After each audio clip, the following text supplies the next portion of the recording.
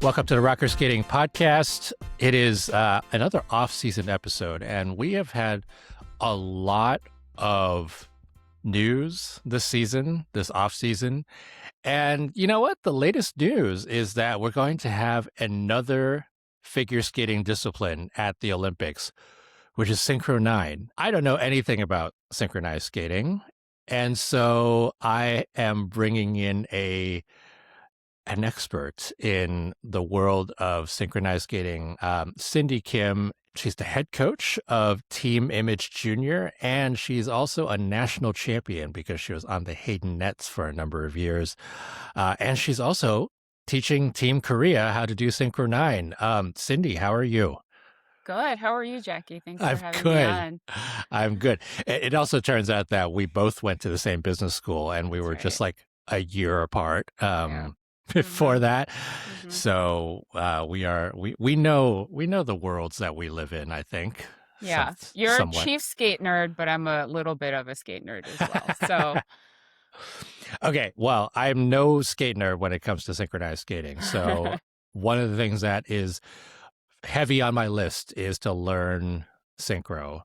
But also what I'm hearing, and you're going to tell me more about this, is that traditional synchronized skating, the 16 skater synchro and the 12 skater synchro, is very different from the Synchro9 that is being introduced for the Olympics, and it's a fairly new development. So I want to just talk about the history of Synchro9 and synchronized skating in general. I mean, when I was growing up skating in the 90s, I think it was still called precision skating. Precision, yeah, that's right. The first World Championships was in 2000, so it's a fairly new discipline, obviously. But also has a lot of history, given that, it's been around for 40, 50 years now. That's right. But it's changed a lot. So tell me about it. Where should I begin? I think, synchronized skating, or precision as it was called, was started in Ann Arbor, Michigan by a team called the Haydenettes. And back in the day, I think it was about 36 skaters on the ice. 36 skaters? I mean, yes, it's a group sport. That's like a really scary freestyle session. It is. 36. I don't think they were going that fast. I think there was a lot of crossovers and just making shapes. But since then, obviously, the number has whittled down over time as skating skills have increased and the sport has evolved. And so it went down, at one point when I was skating, when I was younger, it was 24, and then it became 20. And then now it's been 16 for a long time. We've been wanting to be as a discipline in the Olympics for decades and decades. Hashtag why not synchro? Yes, why not synchro? And the news this past Tuesday, that it was included, or some version of synchronized skating was included, was an incredible, incredible achievement and milestone for the discipline. So thank you to everybody who worked behind the scenes to get us there. But yes, it's a completely new format that even us in the synchronized skating world are learning and figuring out as we go. And I think the only reason we were able to get into the Olympics is because of the reduced number.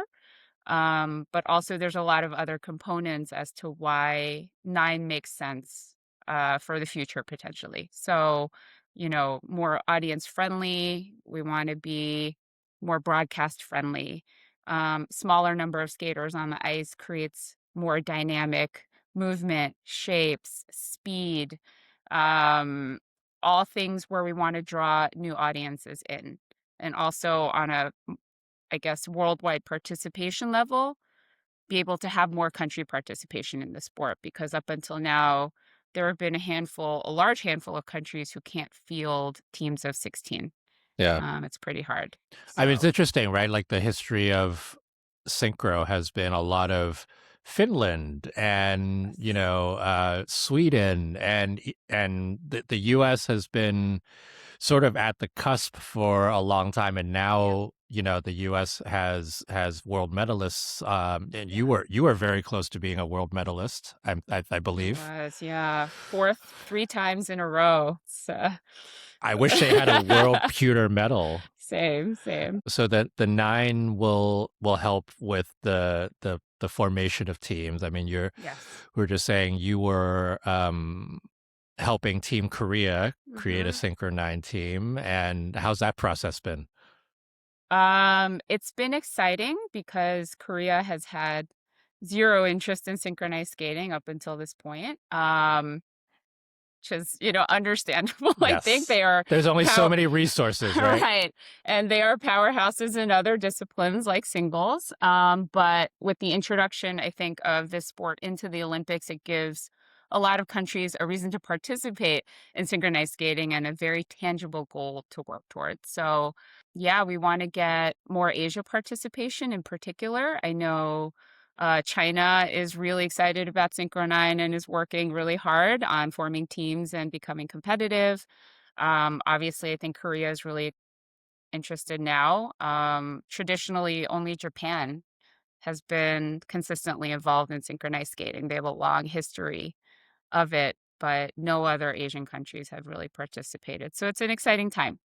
Yeah, Yeah. I'm excited about the growth. I'm also excited about, like, frankly, in my brain, I'm like, who are the skaters that we've known in the past who are going to be like, this could be a way Yeah. for me to potentially get back into it and potentially get on an Olympic team.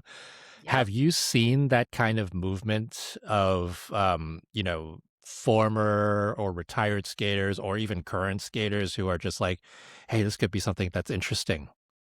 Yeah, I think so. It's another pathway to the Olympics for athletes, and I think we have yet to see how teams will be composed over time, and what the right composition is. I think some people are like, well, we'll just throw nine incredible single athletes on a team and we're going to dominate. And they're all going to crash into each other. Correct. Yes. So I think there's this common misconception right now that synchro is easy.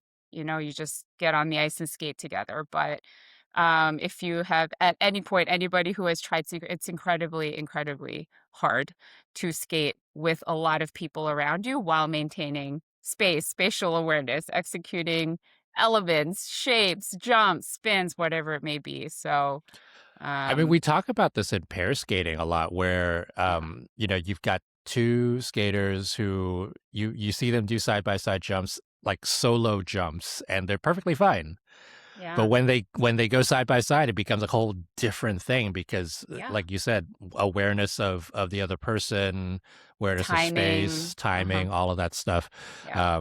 And you and I were talking about, like, a team of Synchro9 skaters doing a triple toe, which Yeah. would be, uh, it would it would explode my brain if I saw nine Me people too. synchronized doing a triple toe. I think I, we're going to see that at some point. I Honestly, yeah, maybe yeah. even this season from, some of these powerhouse countries that are strong in singles. So, Now, Synchro9 is new, very hmm new, hmm like so new that, like, most people in Synchro, I think, don't even really understand it quite yet. yeah. And we were talking about this before we came on the air. Uh, it started kind of as a way of thinking about, if I'm saying this correctly, synchro like a soccer team. Would you say Yeah. that? Yeah. I think there are a lot of questions about how do we make synchro more dynamic and audience friendly and easy to understand. Synchro is so, so technical sometimes that for somebody, a layman watching the sport, it's really hard to understand what is happening and what's gaining points, what's losing points, and why. So accessibility is a big, I think, portion of why it's down to nine. But yes, I had heard that there's a FIFA member in the ISU Colin Smith. and Colin Smith, and the catalyst for thinking through the nine number and this new elimination round slash battle format for the discipline came largely inspired from soccer and FIFA. So It, kind it of was cool. so it was so interesting last year at the World Championships when they were like, "Oh, and we're gonna have Synchro9," and I'm like, "What? What is that? What is this thing? And there was a Synchro9 exhibition during the gala, and I think they sort of put something together to Mm-hmm. showcase what synchro could be. But also, we were saying that Synchro9 is going to be very different than traditional synchro, not Mm-hmm. only in the elements and the program formations and everything, but Mm-hmm. also in the format, right? The judging system is IJS for Synchro 16, but tell me about the judging system for Synchro 9 and what it's supposed to be. So we are not on an IJS system for Synchro9. It'll be a panel of 10 judges. 5 judges will be judging difficulty, and 5 judges will be judging artistry. This is So very 6.0 feeling. very 6.0, yeah. So I think when the idea was first floated and we were hearing about it, a lot of the commentary was, oh, if you skated or coached under 6.0, this new format will be a lot easier to understand Hmm. than if you grew up just doing IJS, this is very restrictive and Which very is most of the structured. skaters these days, though. Correct, yeah. I mean, Um, almost every skater these that's days. true. Did I just reveal my age? um, yes, 10 judge, panel of 10 judges. 25% of your score is for synchronization/unison. 25% of the score is for difficulty, which is comprised of things like shapes, full team movements, difficulty features, patterns, etc. And that'll get weighted into that 25%. So that's part of the difficulty judges panel. For the artistry judges, 25% comes from originality, and the remaining 25% is for performance. So Originality. originality, Interesting. creativity, innovation, all of that stuff, 50% of your marks are by the judges judging difficulty. Got it. Yeah. And 50% of your So, mark is okay, from the artistry judges. so synchronization and difficulty are your technical elements, Technical, yes. and then the originality and performance are your Your artistic art, elements. correct. Yes. And then there's no Yeah. component score. No, we're not on IJS anymore. Totally different. Oh, my brain's gonna hurt. Yeah. And then they all add up to 100, or do they all add up to Correct. 400? 100%. 100%. Yeah. Mm-hmm. Okay, So well, 25, 25, 25, 25. so you can get an A plus That's right. if you want. Yep. So it's interesting. I mean, we're all going to be learning this over the next few years. When I was in Tenerife for ISU Congress, they were like, "Oh, exciting news! We're getting close to getting synchro at the Olympics, but Synchro9 is going to be at the 2028 Youth Olympics." And that was in my brain. I was like, "Oh, you're really close to getting synchro into the Olympics if you're hyping it up that much." I didn't realize it was going to be like in a matter of weeks that it would come in. Right. Okay, talk to me about synchro in general. Those of us who know about figure skating know that in synchro, there's a lot more skaters on the ice. Yeah, that's a start. and it's, in my brain, when I think about synchro, it's like a combination of some elements from pairs, some elements from dance, a lot of its own elements of like formations and creating different types of things and patterns and whatnot. I'm getting all my terminology wrong, but different kinds of things on the ice. If I were a person who watches a lot of singles, ice dance, and pairs, how would I think about synchronized skating as its own being?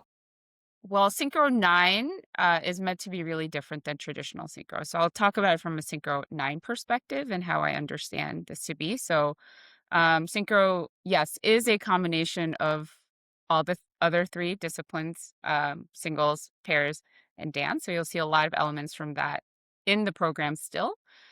We obviously have a lot of people on the ice. And I think what people are going to look for in Synchro9 is a lot of creativity in shapes, transitions, movement, acrobatics, lifts, tricks, which is an exciting component of synchronized skating, along with beautiful skating skills, along with performance, along with jumps and spins. So it's I think it has exciting components from each discipline all meshed in to one program. Um, and when teams are synchronized and they're executing fast elements and transitions, it is incredibly exciting to watch, especially in person.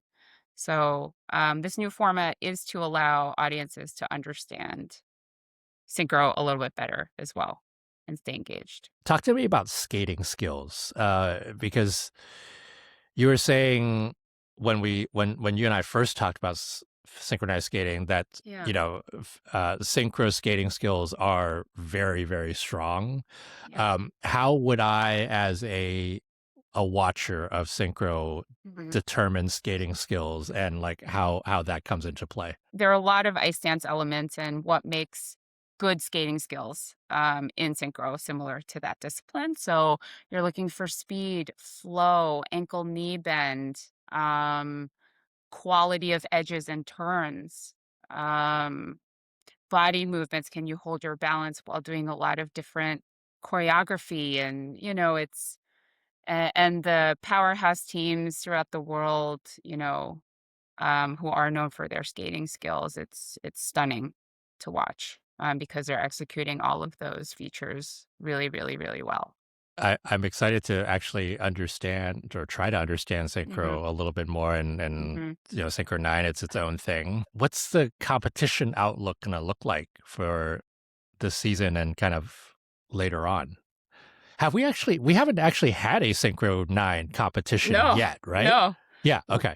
We have only seen 3 Synchro9 programs yet, which And they are were under the lights. under the lights at Worlds.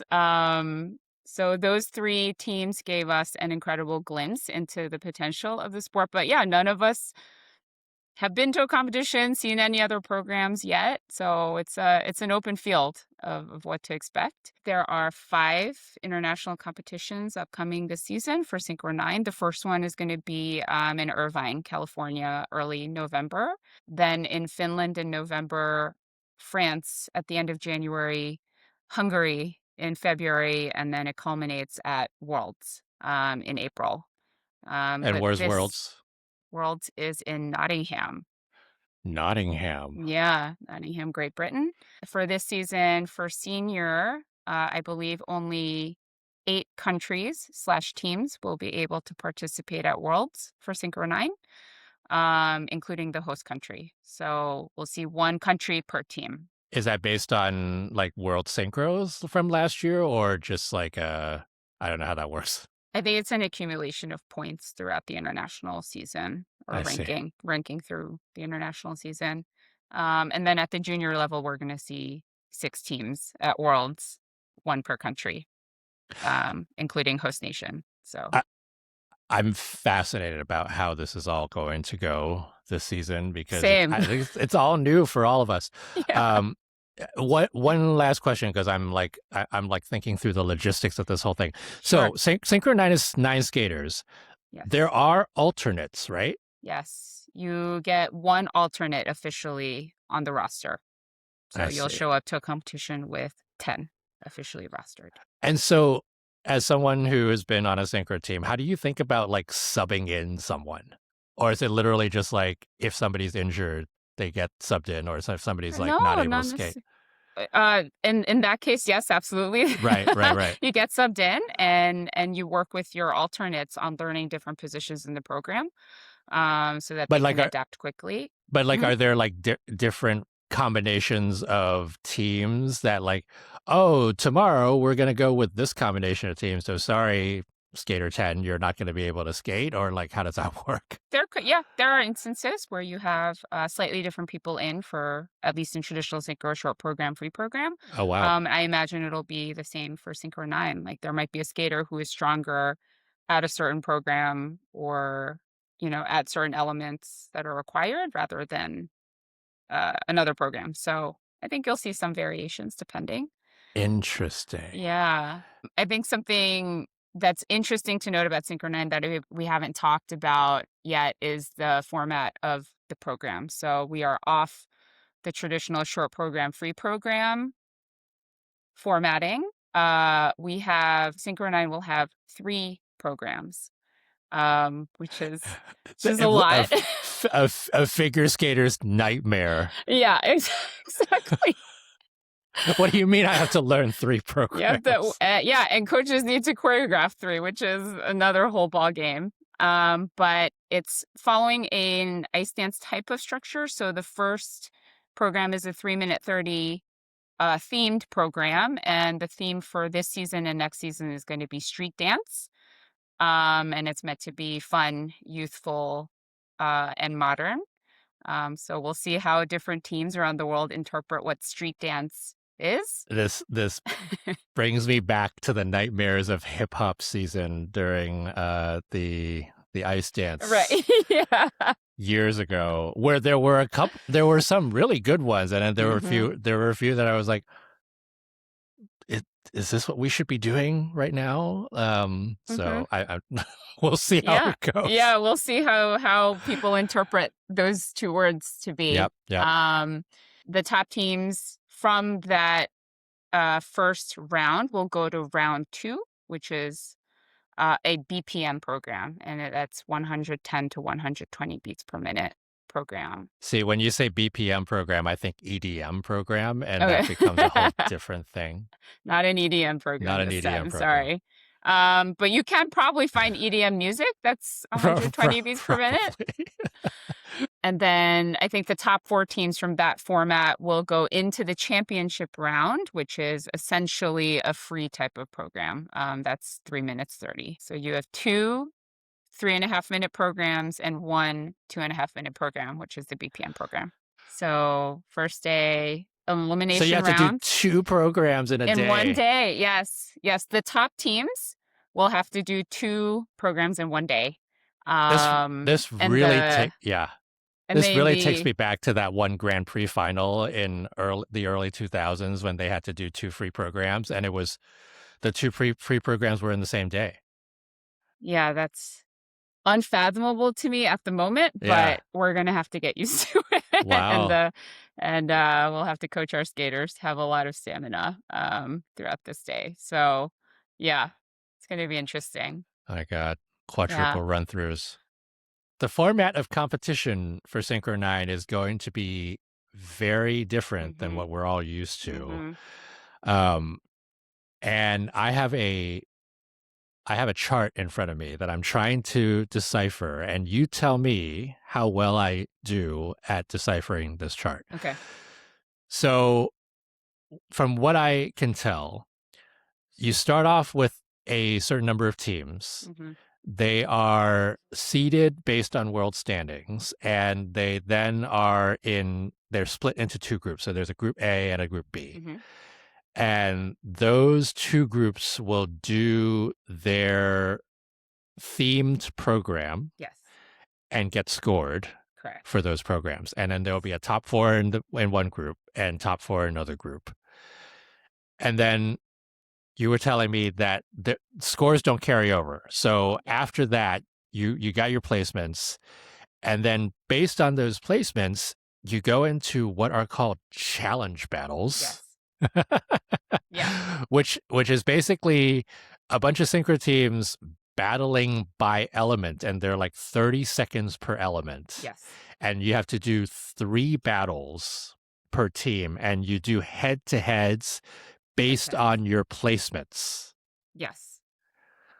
And then all of those then get added together, and whoever is in the top 2 in each group, based on those challenge battles, go into the next round. That's right. And in the next round, again, you clear all the scores and you start fresh and you do your BPM program. And then the BPM battle then goes into the finals, and you figure out who then is battling for gold and who is then battling for bronze in the free skate. Correct. Yes. And then everybody skates a free skate. Yes. If you don't get into the semifinals, you then get to skate a free skate so that you can place in that the bottom half or whatever that ends up being. Yeah. Yep. How well did I do? That was pretty good. It's very new and a little bit more complicated than we're used to. So it's hard to explain, but I think you did a good job. Now that we've done the World Cup, yeah, it's very similar to that. It feels very World Cup-y, right? It's a little bit of a tournament format. Yes, and you get these things that, to your point, makes the whole competition more dynamic, because it's like, you could be really good in the themed program, and then if your head-to-head challenge battle is really terrible that one day, it doesn't matter if you're the top team from the themed program, you don't get to go to the final rounds. Right. It's high stakes. That's really interesting. Each round. I don't know. I feel like figure skating purists are going to be like, what is this thing that's happening? But there's a very interesting element of dynamism and like unpredictability that you don't really get in figure skating right now, because you do have cumulative scores, and you know that old saying, you can't win the competition in your short program, but you certainly can lose it. Right. You can't win the competition in your short program at all here. Yeah. You can lose it by not doing well in it, but you can also then lose the whole thing by not doing well in that battle round. That's right. Wow. Yeah. Okay. Yeah, it's going to be interesting to watch.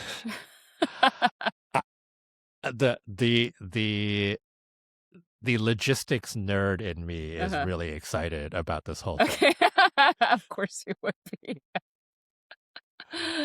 Part of the reason the challenge battles were added was to give Synchro9 more airtime as well. Otherwise, for this upcoming Worlds, there's only going to be 8 teams, and so the competition is over pretty quickly otherwise, and so this adds another exciting element.